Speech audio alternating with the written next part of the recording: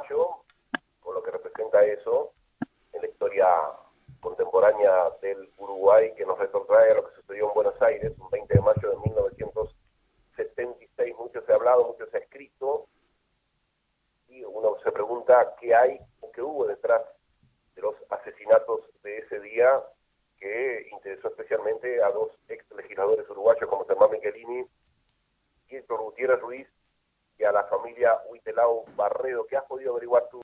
Yo he leído bastante y voy a hacer referencia a básicamente dos trabajos, que es de Claudio Trovo, quien mató a Michelini y Gutiérrez Ruiz, y un trabajo muy interesante que hizo Pedro Bardaberry, que se llama Que me desmientan, ¿no? Y además, obviamente, consulté varias fuentes, John Dinges y su libro La Operación Cóndor, y he tratado de leer bastante sobre el tema para tratar de dar un panorama distinto y resumido de un tema complejo, de un tema que hay que tratar con respeto, porque estamos hablando de la vida de cuatro uruguayos que mueren en ese tema, y que vamos a tratar de ir hilvanando. No sé si podré hacerlo, digamos, en solamente una columna. Lo más probable es que hablemos de esto en las siguientes columnas, por lo menos una o otra más, para tratar de redondear el tema, porque es un tema complejo que hay que tratarlo con respeto. Y entonces, si te parece, arrancamos, Neri. Sí, señor. Bien, entonces digamos que hay dos cosas en este tema. Están los autores materiales del crimen y estarían los autores intelectuales.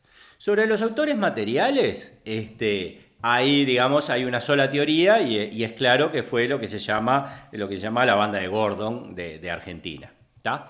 Y sobre los autores intelectuales hay al menos dos teorías. Hay una que es la que sostiene a la jurisprudencia uruguaya, que básicamente el gobierno uruguayo tuvo algo que ver en eso, y por eso fueron procesados y condenados Bordaberry y Blanco, el canciller, o sea, el presidente y el canciller uruguayo de la época. Pero esa segunda parte a mí me gustaría dejarla para otra entrega. En esta columna nos vamos a referir solamente a los autores materiales de los asesinatos.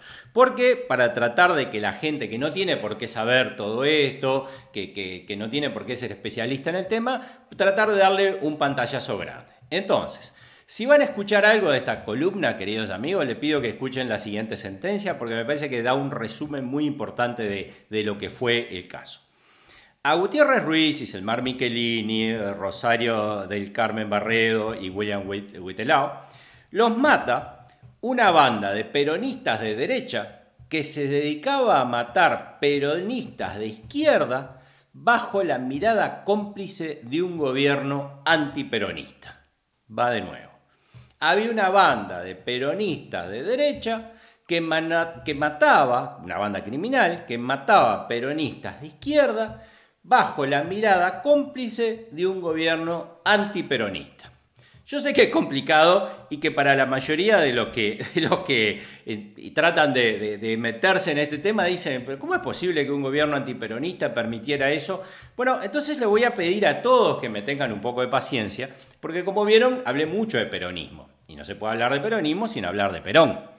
Entonces Perón, que es un personaje que habría muchísimas columnas para hablar y es un personaje que mucha gente lo ama y mucha gente lo odia, después de estar en el poder en 1955 en la Argentina, hay que recordar que siendo coronel después llega al poder y bueno, instala un régimen muy socialista, muy nacional socialista, en la mejor concepción que tiene ese término, no racista como los nazis, pero sí nacional socialista. Después es derrocado por una revolución militar y se va a vivir a España, en donde lo acoge el régimen del general Franco.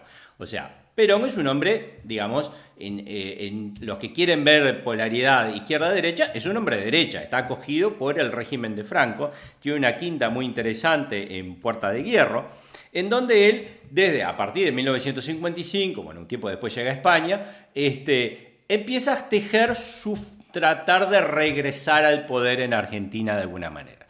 No voy a describir la historia política de Argentina de los 60 y de los 70, pero digamos que es muy, muy convulsionada. Y Perón en Puerta del Hierro, una cosa que es muy importante entender, él habla con argentinos de derecha y argentinos de izquierda. Él habla con argentinos de la extrema derecha y habla con argentinos de la extrema izquierda. Él trata de hacer digamos, su base de poder lo más amplia y lo más inclusiva posible. Perón es una persona de unas cualidades carismáticas increíbles, un líder natural, una persona que trata de llegar al poder y trata de regresar a Argentina. Ahora, él regresa en ese matrimonio difícil entre extrema derecha y extrema izquierda. Y cuando regresa en 1972 finalmente Perón regresa, en el aeropuerto de Ezeiza, y los que somos más veteranos se van a acordar, se produce un enfrentamiento entre bandas de derecha y bandas de izquierda para ver quién lo custodiaba a Perón. Es decir, grupos armados peronistas se agarran a los tiros en Ezeiza, ¿no? Y hay muchísimas versiones de quién lo empezó, de que esto que el otro, pero, digamos, no se puede entender el peronismo si uno no entiende que tiene dos enemigos, es un matrimonio de convivencia entre dos enemigos radicales. Perón, que sabe de eso, y que se va a terminar peleando con los montoneros, que se termina peleando contra los montoneros por varias razones, pero una es cuando le matan a uno de sus sindicalistas del Riñón, le matan a Ricci, si no me equivoco, y ahí Perón se termina peleando totalmente con los montoneros. Perón tiene una doctrina que lo define muy bien, que dice, no sé si la conoce la frase, es a los amigos todo y a los enemigos ni la ley porque pueden comprar a los jueces. Repito de nuevo. A los amigos todo, a los enemigos ni la justicia, creo que es así exactamente que dice, porque pueden comprar a los jueces. O sea, cuando uno es amigo de Perón es amigo y cuando es enemigo uno es enemigo. ¿Qué hace Perón cuando regresa a Argentina? No voy a contar la parte que no nos interesa, la parte política, pero sí voy a contar la parte que sí nos interesa.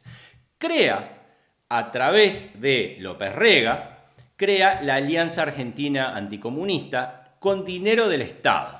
Es decir, ¿qué es la Alianza Argentina Comunista? Es un grupo, digamos, paramilitar, parapolicial, más que parapolicial, que se va a encargar de matar a sus enemigos políticos sin que lo tenga que hacer, digamos, es como su mano negra.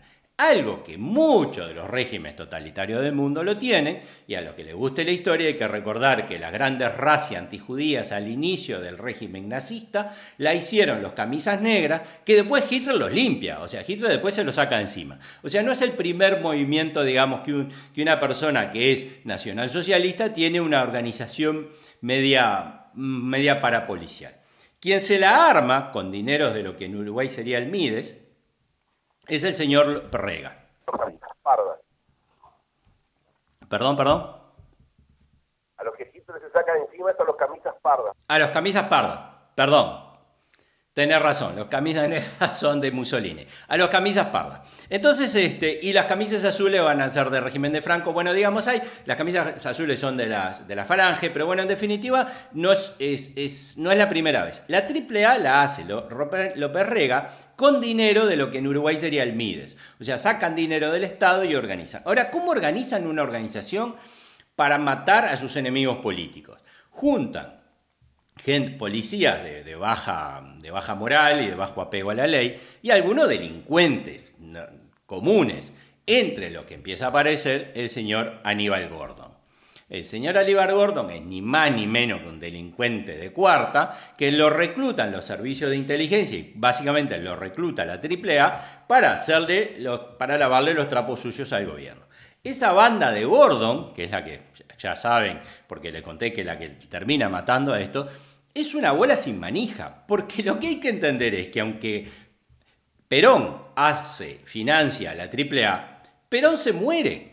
Y cuando se muere queda su viuda, que es la nombra vicepresidente, gana las elecciones por un 64%, para que uno se haga idea de la popularidad enorme que tenía Perón. Pero cuando él muere, porque él ya cuando es presidente ya está muy enfermo, cuando muere queda María Estela de Perón, y es la que en realidad tiene un gobierno muy malo. López Rega intenta hacer algo, pero López Rega, el brujo, y hay un montón para hablar de este tipo tan nefasto, el especie de Rasputín que tiene la Argentina, se termina yendo del país. Entonces, para el 75-76, la banda de Gordon no tiene ni a Perón ni a López Rega. Está a su bola haciendo lo que quiere, como lo quiere, con un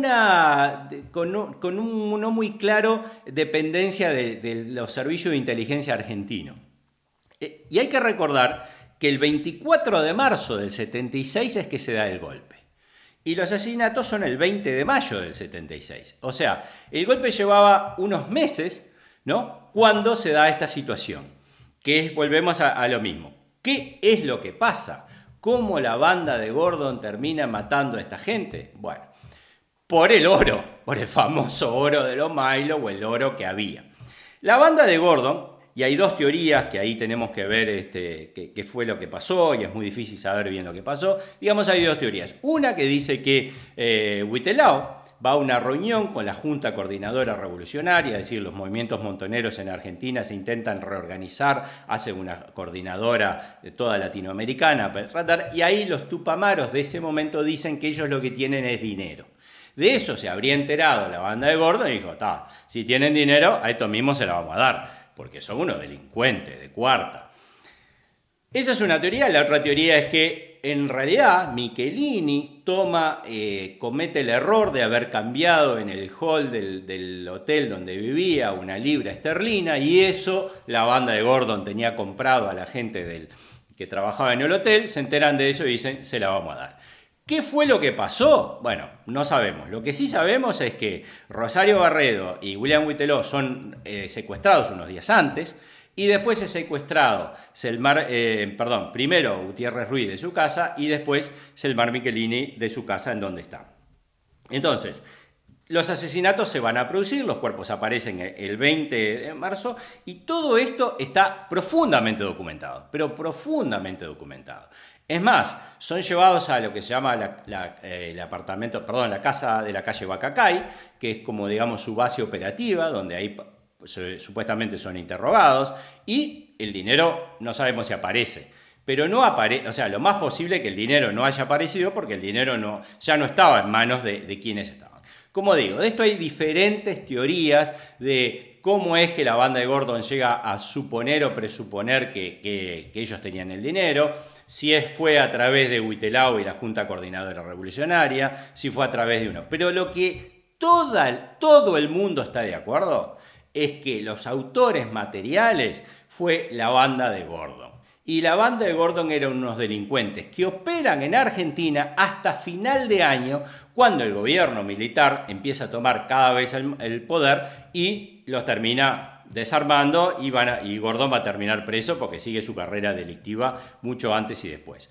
Entonces, esos son los datos que tenemos y esto es clarísimo. No hay nadie que dude que fue la banda de Gordon.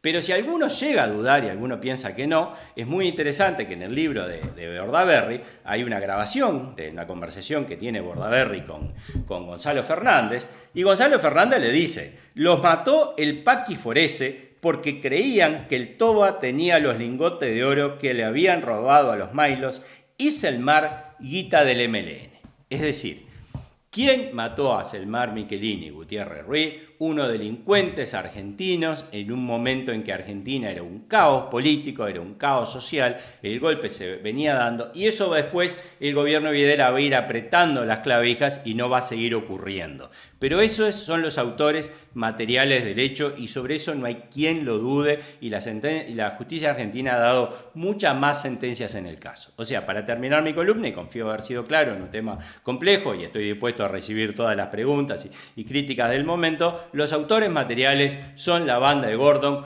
un grupo de extrema derecha argentino hecho y financiado por el general Perón. Perón muere, López Rega se va del país, quedaron como bolas sin manija, hacían un poco lo que querían y tienen el convencimiento de que estos uruguayos tienen dinero, los secuestran, los interrogan y los terminan matando. No sé si fue clara mi columna por hoy, Neri. Sí, volviste a poner sobre la mesa ese tema. Hace años atrás, otro columnista de Estado de Situación, Álvaro Alfonso, creo que fue el primero que trajo esa información de quiénes fueron los verdaderos responsables del asesinato tanto de la familia Huitelao Barredo como de los ex legisladores Selmar Michelini y Gutiérrez Ruiz.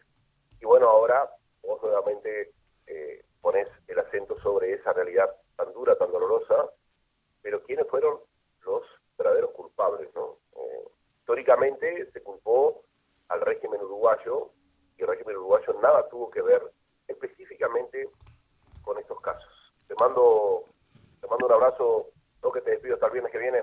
Hasta el viernes que viene, Neri, y seguimos con este tema tan interesante y tan espinoso. Muchas gracias a tu tiempo y un saludo grande a la audiencia.